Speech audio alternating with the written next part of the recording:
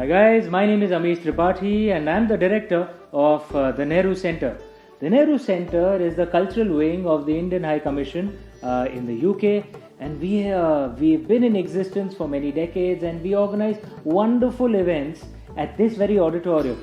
You can register for our newsletter at our website nehrucenter.org.uk. You don't need to write them down, they will be displayed at the bottom of the screen. You can also come to our Facebook page, which is a verified page, the Nehru Center.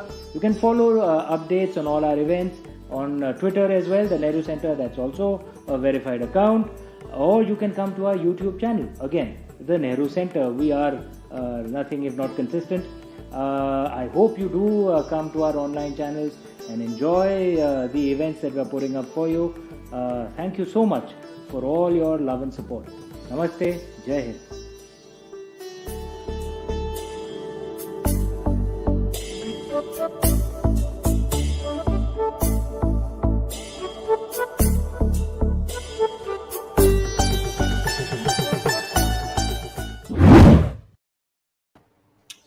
Namaste. My name is Amish Tripathi. As you just saw in the video prior, I'm the director of the Nehru Center, London.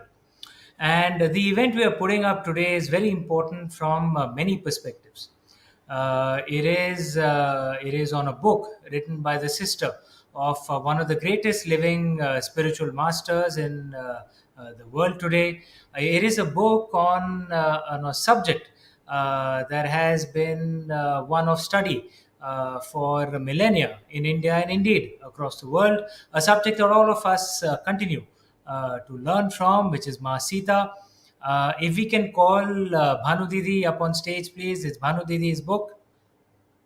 Namaste, Bhanu Didi. Absolute pleasure having you up on stage. Before we begin the program and me asking questions to you, Bhanu Didi, if I may just read out your introduction, please, your formal introduction. Not that anyone doesn't know you, but we'll do the formalities from the Nehru Center. Ms. Bhanumathi Narasimhan ji is the sister of Gurudev Sri Sri Ravi Shankar and shares his vision for a stress-free, violence-free world. She is a meditation teacher and chairperson of women's welfare and childcare programs of the Art of Living, and leads the Gift a Smile project that supports over 70,000 underprivileged children through 702 free schools in 22 states of India.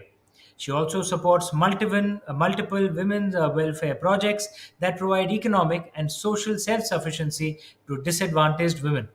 As the chairperson of International Women's Conference, her vision is to create a global connection of responsible women to catalyze positive transformation in society. Her best-selling biography, Gurudev on the Plateau of the Peak, offers a glimpse into the life of Gurudev Sri Sri Ravi Shankar. She has also authored Parashakti, Magical Stories of the Divine Mother, Tejaswini, and Lalita, and a children's book called Gods and Goddesses. She holds a master's degree in Sanskrit literature and is a trained Carnatic singer, having released multiple musical albums.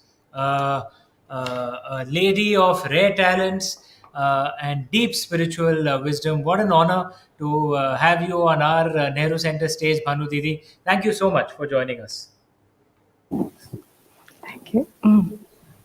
Bhanu Didi, before we begin the event and and I ask you questions, I thought because we don't get the pleasure of ripping apart wrapping paper these days, because these are all online programs, so we put together a video for a launch for your book. If you can play the video, please, and launch Bhanu Didi's book, please.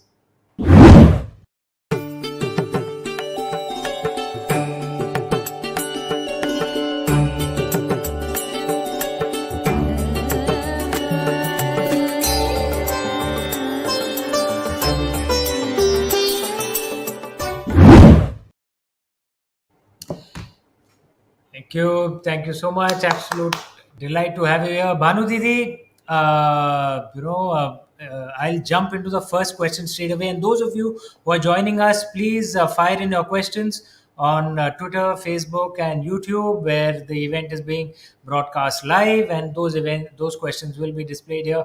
A selection of them and I will ask Bhanu Didi those questions. Bhanu Didi, the first question straight up. What made you choose to write on Sitama? Well, what happened was when the first lockdown started, Gurudev had encouraged everyone to do something creative, to write, because the biggest challenge that people were facing was mental depression, no, fear and anxiety, all that was there. So he would often say to people that a strong mind can carry a weak body, but a weak mind cannot carry even a strong body.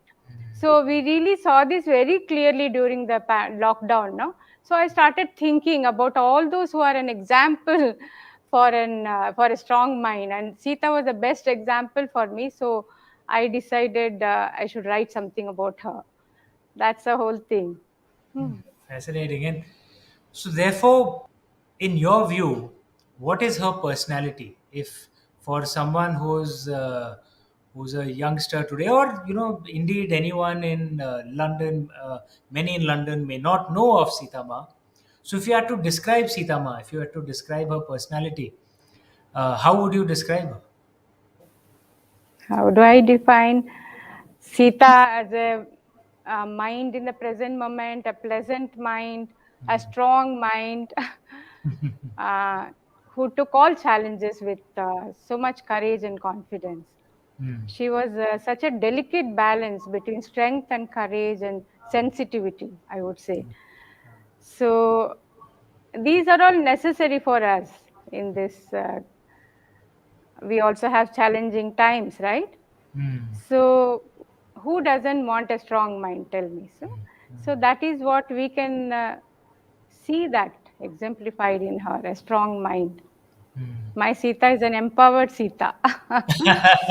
Mhm.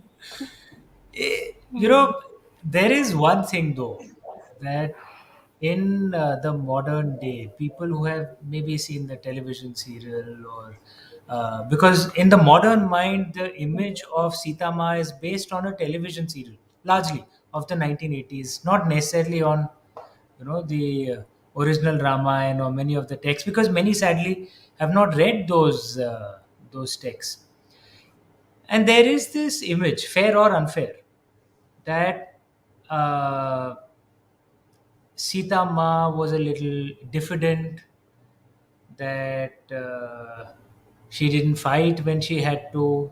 There are some who say that. I'm not saying it's fair or, but there are some who say that.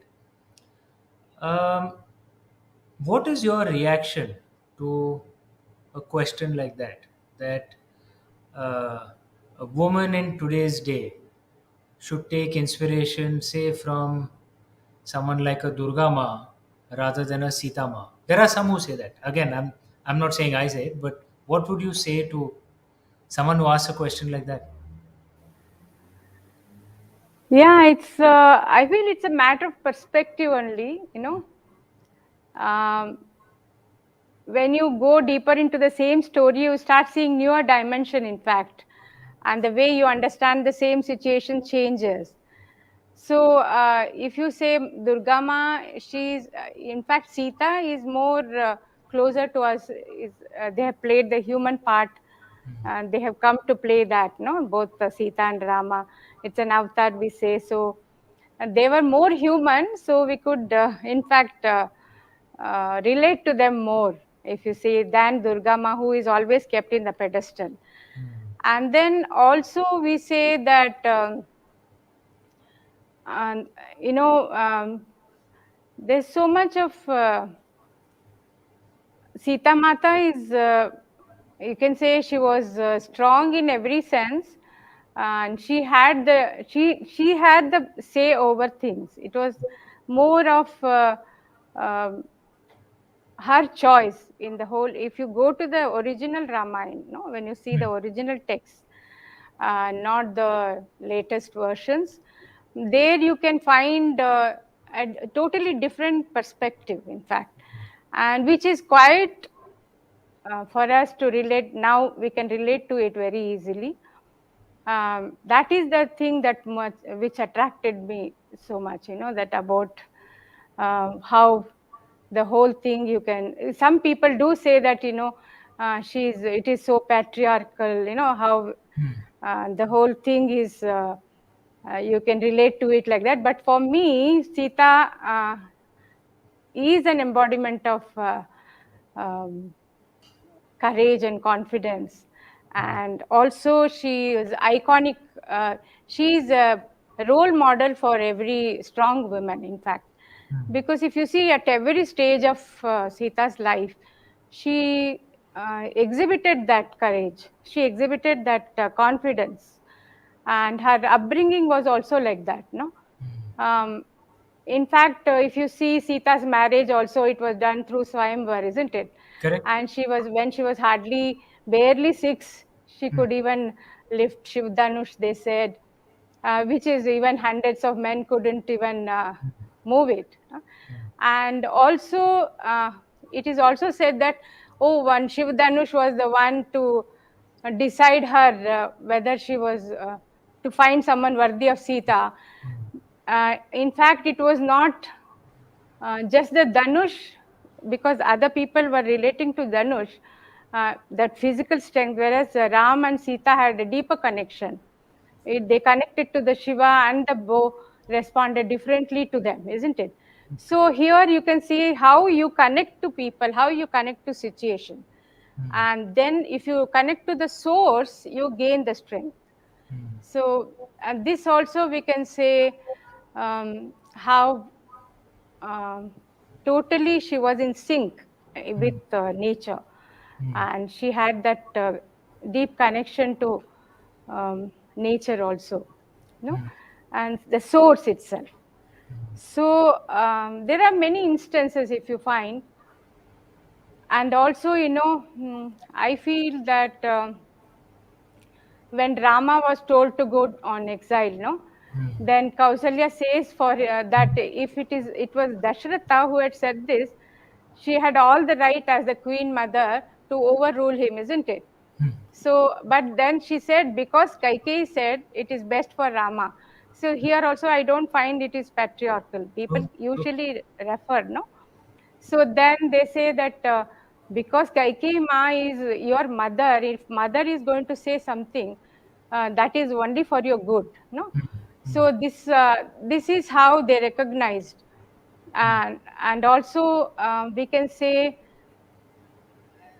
that how we have seen uh, Gautama and Ahalya, they were all there, then exalted yogis, how even then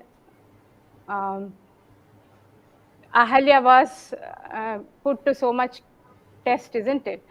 So then, in fact, the whole thing you can see from a different perspective, because they were both exalted yogis, and even if you see, if white cloth is there, even if small mark shows up, a small mark is there, it shows up very clearly, isn't it? Or a small grain of sand can also blur your entire vision. So their focus was to establish in the self. So he told her to be still. So here also I feel that a wavering mind takes you away from being centered. So in fact, they were giving a PhD level task to accomplish for her. And it is, this is what they say, no? Gurudev often says, even the anger of the wise only brings good from others, while the praise of fool can land you in trouble. So Gautama knew what would help her, and she found herself again. So these are the things, and also people often speak about Lakshman Rekha. This also patriarchal, example for that. I feel that uh, Lakshmana represent only awareness. And even today you see these danger signboards everywhere. Have you seen that which tell you not to walk further or cross that line? So it's a warning. So Lakshmana is a symbol of awareness and alertness. So when Gurudev has beautifully explained about this also, he says that if you see the whole Ramayana is happening in our life itself, like how you say it's just not a historic event, but a daily happening. So Rama is the soul, and Sita the mind, Lakshmana is the awareness, and Hanuman is the prana, or Ravana is arrogance or ego. So when the mind is kidnapped by ego, the soul becomes restless, and with the help of breath, the mind is reunited with the soul. So Lakshmana leaves, in fact, he leaves to look for Rama at the behest of Sita only. He doesn't go like that. So he didn't want to leave her, but he had to listen to her. He alerts her for her safety before going. That's it, isn't it? So all these things really indicate that she had a choice. She had a say over all this. And also, if you come to Agni Pariksha, that is one of the most now criticized, or we usually speak about Agni Pariksha. People, we cannot really digest.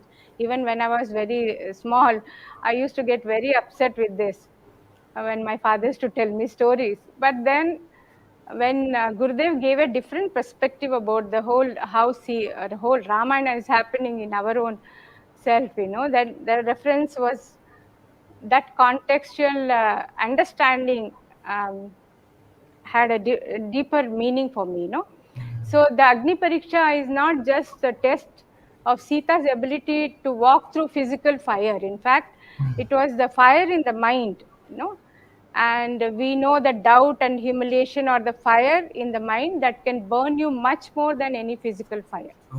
So Gurudev has spoken about 5 types of fires, that it was so interesting when he said this. We have Bhutagni, that is the fire in the body that keeps you warm. And that is the difference between someone alive and a corpse, And then there is Jataragni, or the fire of digestion and hunger. And then there is Kamagni, or the fire of desires. They propel the action of so many of us. No, a desire arises and we are running to fulfill it, and if that doesn't happen, it burns you.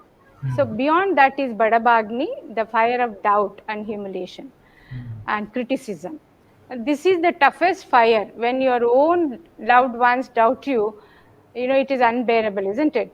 But Sita was so pure and so strong in her faith that she was not touched at all by this fire.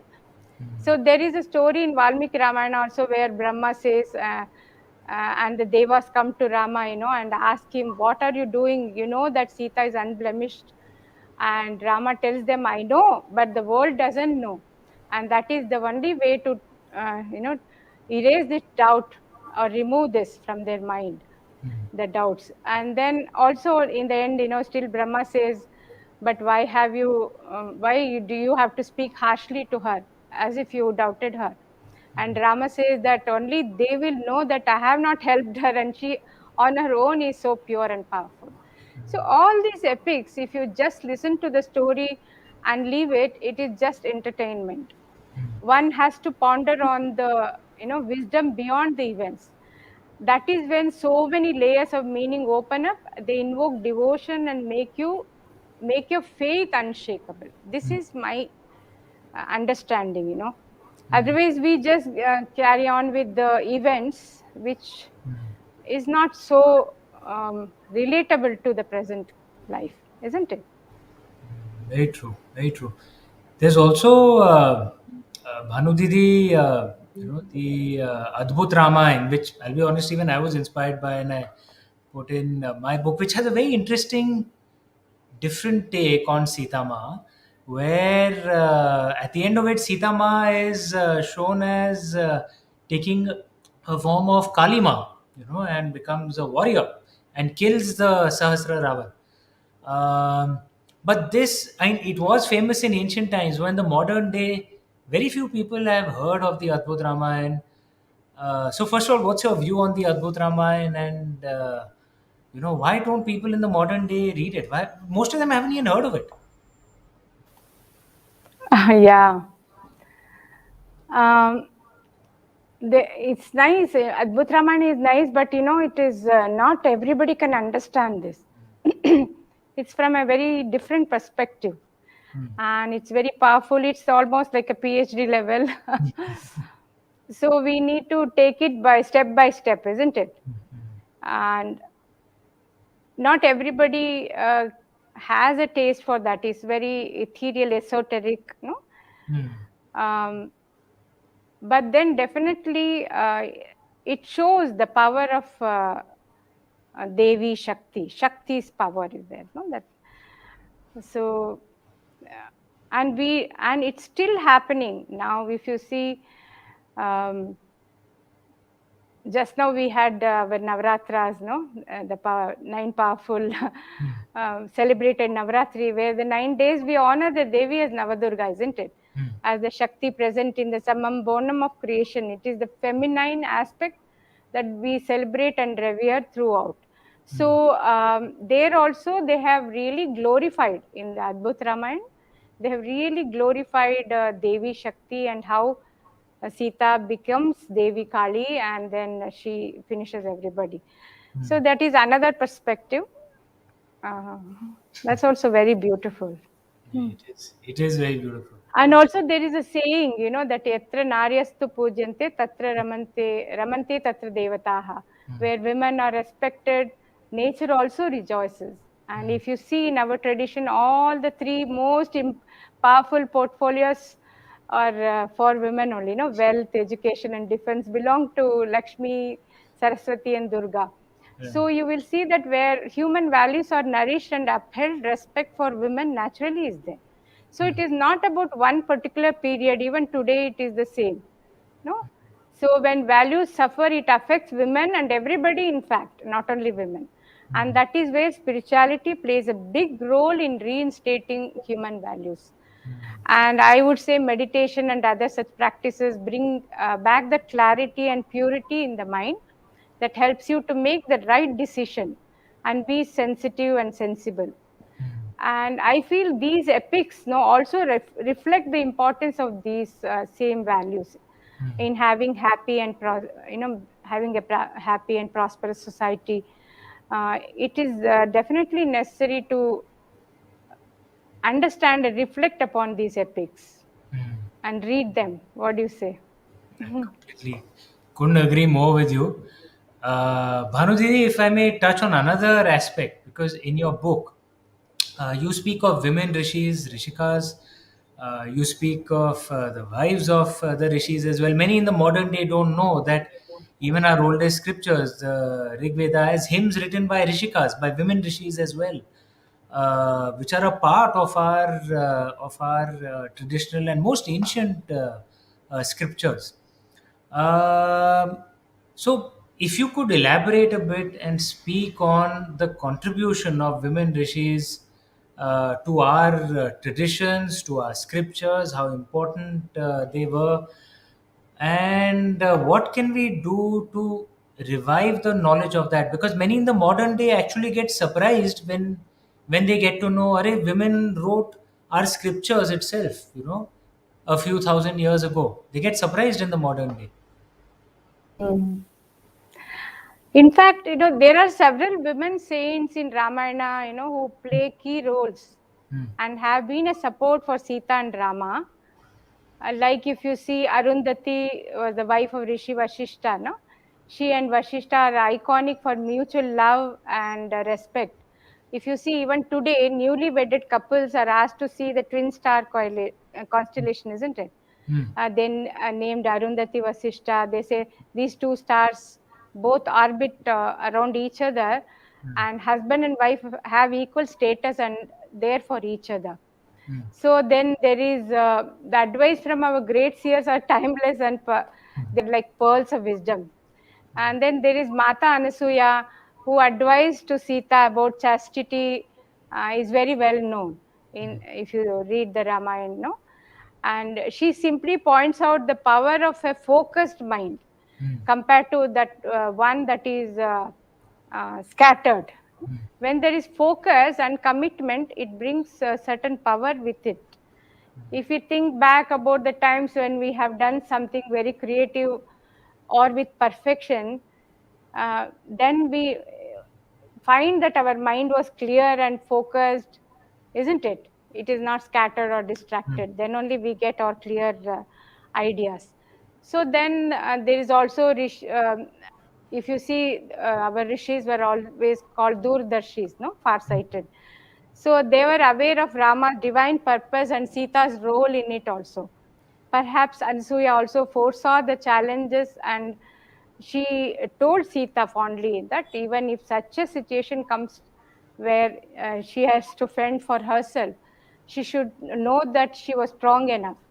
So if you see, words carry a lot of power, isn't it? When you say good words, they have a different effect on the mind.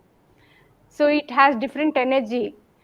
And that is where, no, it always feels encouraging when elders lovingly share words of strength.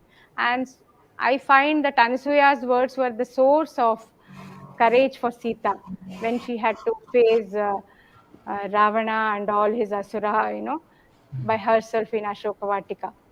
And also, I recently heard a popular song in Gujarati which says, maybe you have also heard the song. Very nice it was. Like, my dear Rama, Ravana was defeated by Ma Sita even before you came with your army to fight him. So what does it mean? Means even though Sita was alone amidst the asuras, surrounded by negativity. Asura is here is negativity, right? She never allowed it to enter her mind. I felt. I feel like that. No, there was no place for anger or anguish or hatred or any bitterness to lodge in itself in her mind, because it was only filled with Rama. It was just fleeting, like fleeting cloud. It was there sometimes, but it never filled her mind at all, or heart. So when your love is so strong, then these emotions may come and go, but they don't leave any impression. She was like a clear slate, clean mirror. And then Ravana was, that is how, they say Ravana was already defeated because he could not make even a tiny impression in her mind. And this kind of strength comes with one pointed focus or unshakable faith and unconditional love. And this is what Mata Anasuya also spoke about. Anasuya itself means one who sees no fault, one has no doubt.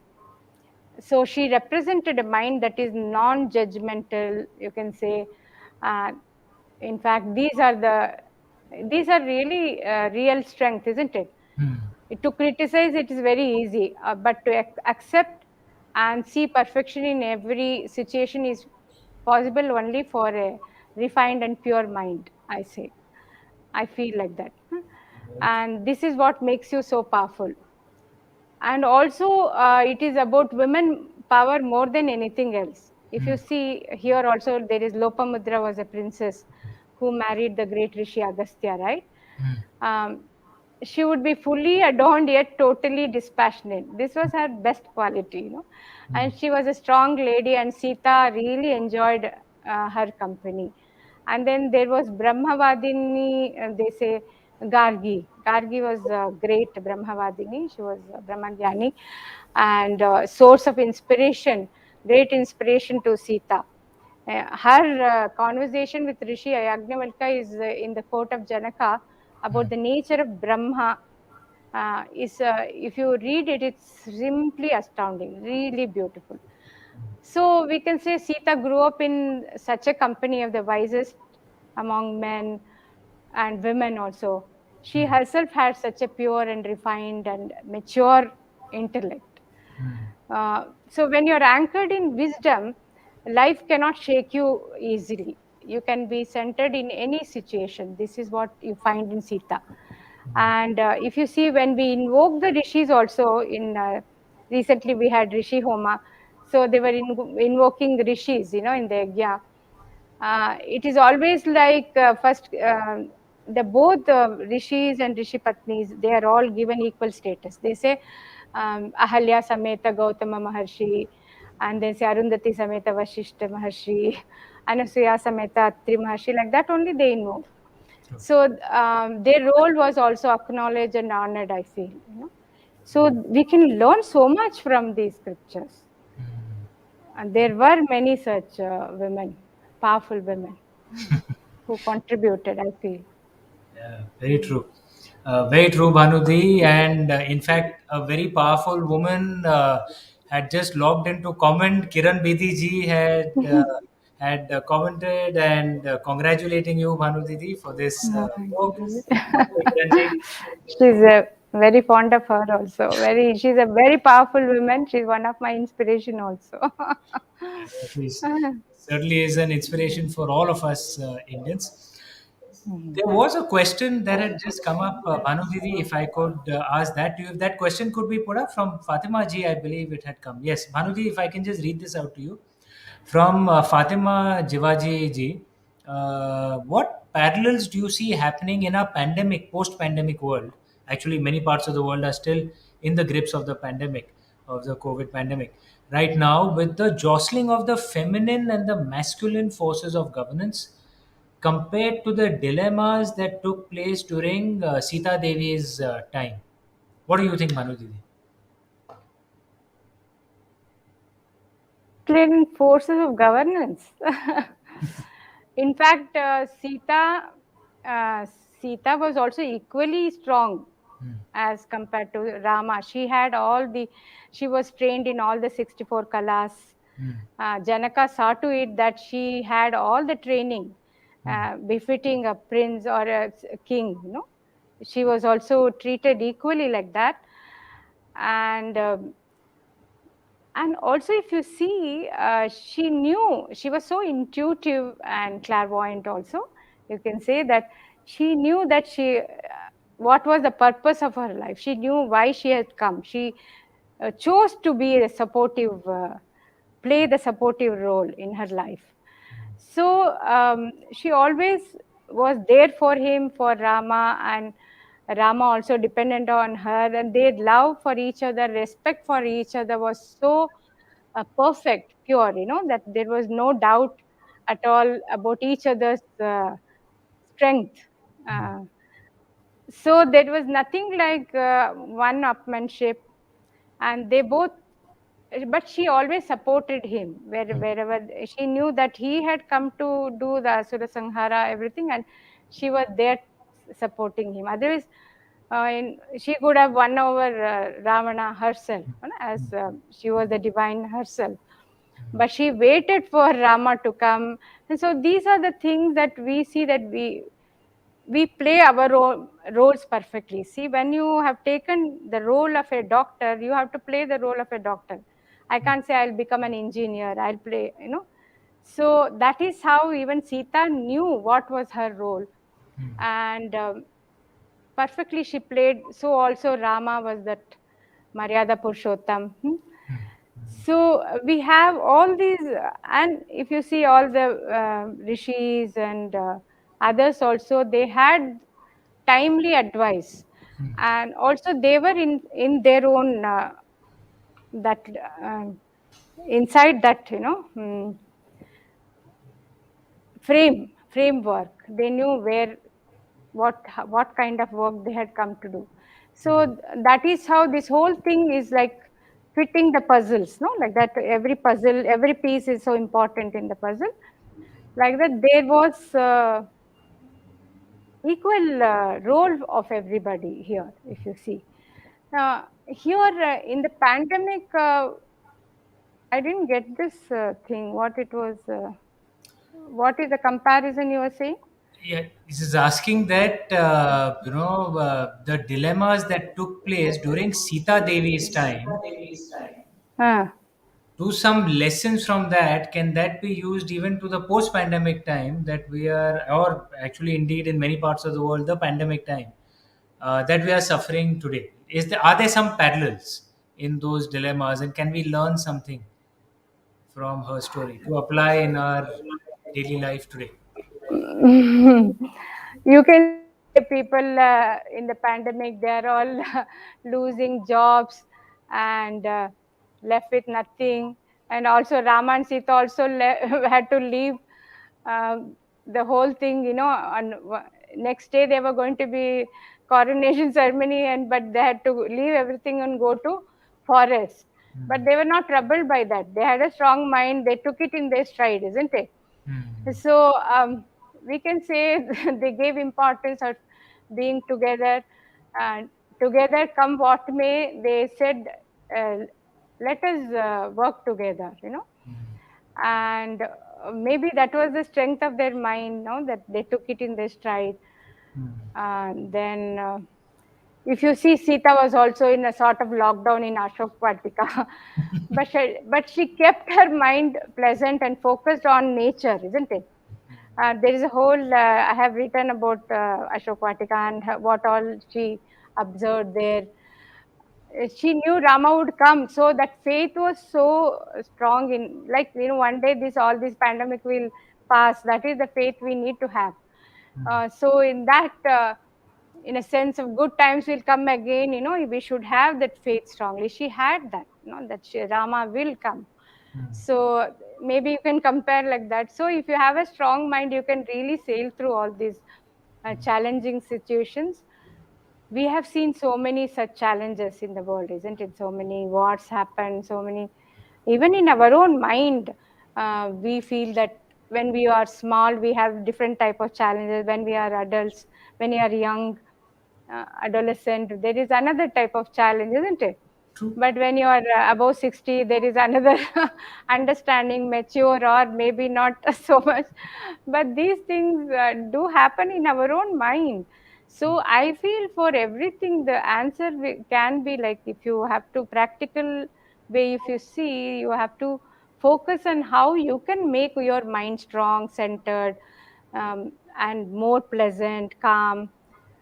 These things, and live in the present moment, not have anxiety. So for all these things, we need to have, the anchor is wisdom, I would say, and then also meditation, yoga. They can all bring your mind to the present moment, where it is field of all possibility. And then, if you see, past is not in our hand; it's finished. Future is also, there is uncertainty, isn't it? So in the present, only in the present you can have, uh, cultivate, and happiness is an attitude which you can cultivate. So that is how it is very necessary to have a strong mind, and that is where we can draw inspiration from Sita's. She was a strong mind. She had a strong mind and a pleasant mind in spite of so many challenges, isn't it? So that is how we can relate to it. Otherwise, that, um, it is, it's like, story is just, that we have to see the wisdom behind the event. Very true. Very true. No, Bhanuji, what you said earlier, it applies so rightly that because both Lord Ram and Sita Devi suffered challenges, but as you said so rightly, if you have a strong mind, you can handle any and life will have its challenges, like many are suffering now. But if you have a weak mind, then even with a strong body, even with easy times, you're not able to handle it. Very, very wise words, Bhanu Didi, and learning. And as Amit Agarwal said, Bhanu Didi is an inspiration for us all. There's one more question that had come from, yeah, and he said actually a few centuries later, people will be inspired by Bhanu Didi the way they're inspired by Sita. That's what Amit had said. Bhanudi, there's a question from Aditya. Uh, he says he's often wondered whether Mandodari was right in standing with Ravan till the end, or do you think she should have opposed him more strongly? Because Mandodari is considered one of the Panchakanya. She was wise. She was dharmic. Why didn't she, when she knew her husband is doing something wrong, should she have opposed him? Interesting question by Aditya. What do you say, Bhanudevi? Mandodari was total in her love. She knew dharma from adharma and advised Ravana accordingly, but was still non-judgmental. When you love someone, you only see goodness in them. She was steadfast in her commitment towards him, I feel, to her husband. That is where you see, love is always like that. You cannot judge. That is why she is celebrated even now. If is Panchakanyasam Smare Nityam, right? Interesting. Yeah. True, true. Yeah, love can be blind sometimes. Non-judgmental. Not judgmental. Yes, it There's has to. one more question, Bhanu Didi, because as you know, I'm a Shaivite, I'm a Lord Shiva worshipper. So for us, Mm. Shiva is the Shiva Dhanush, the Pinaka. These are all, the Rudraksh. These are all objects of, of deep devotion, of magic for us. There are some in the modern day who say, these are just magical objects. Why do people believe in all this so much? I wear a Om Namah Shivaya Kada, I wear a Rudraksh Mala. It gives me a lot of peace. You know, what would you say to those who say that us having faith in objects like this is in some ways, are we being that we are being superstitious, that we are being this? What is your reaction to something like that? Of course, we can't say you should have faith in Shiva Dhanush now. We have more advanced. We have more advanced objects, I Uh, would say. uh, We have phones. We have iCloud. All these things. uh, It is in fact, it is a mind that which created even nuclear power, isn't it? mm, So this power can be used for both constructive and destructive or creative purposes. So it is the mind that is more powerful. mm, Whatever you do, whatever, wherever, whichever situation is there. So when you refer to Sita, it is the super powered mind, I would say, and or you can say it's the supreme mind. So it is any situation, it's a mind only. Very, very, very interesting, very insightful conversation as always with you, Bhanu Didi. Rupa Vora has just put up a comment that she can't wait to read Sita. Uh, Hmm.